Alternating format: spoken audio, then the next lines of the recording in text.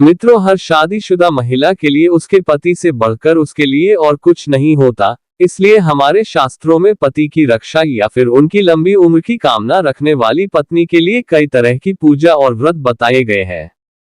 लेकिन उनमें से कुछ व्रत को रखने के लिए खास नियम बनाए गए हैं, जिनका पालन करने से ही वो व्रत सफल माने जाते हैं। ऐसे में अगर वो व्रत टूट जाते हैं तो कहा जाता है कि पति की कम उम्र में मृत्यु हो सकती है।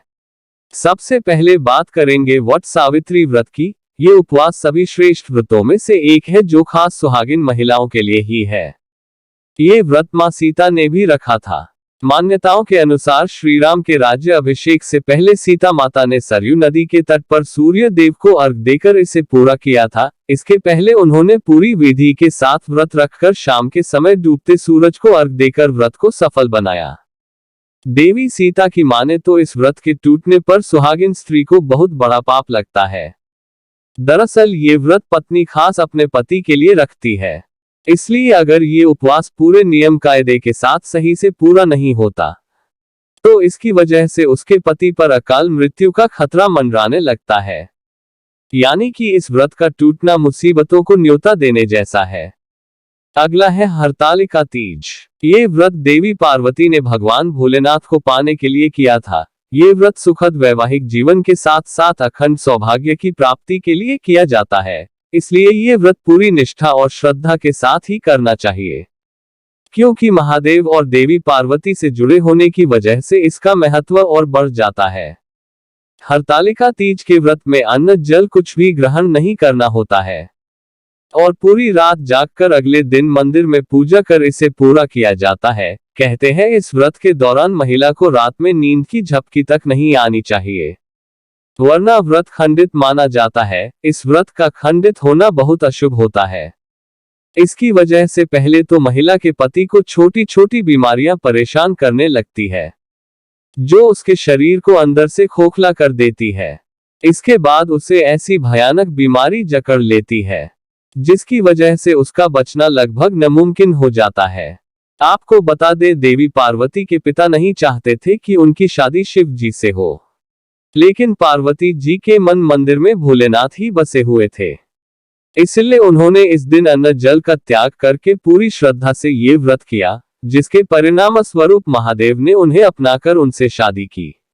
अब बात करते हैं एकादशी व्रत की।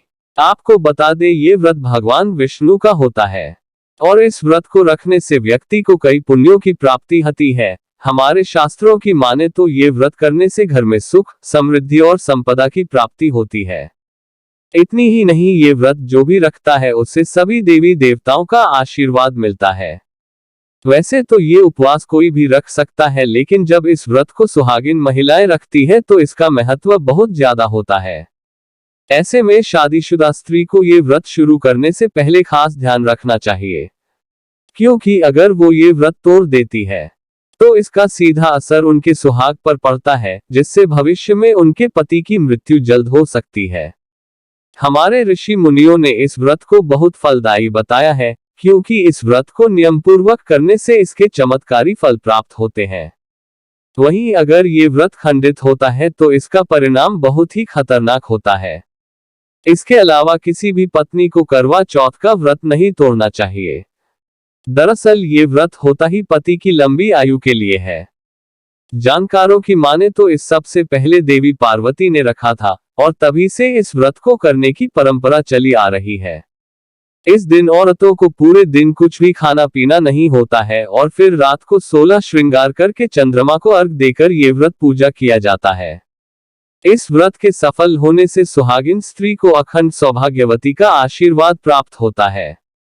इसलिए ये व्रत हर मायने में खास है।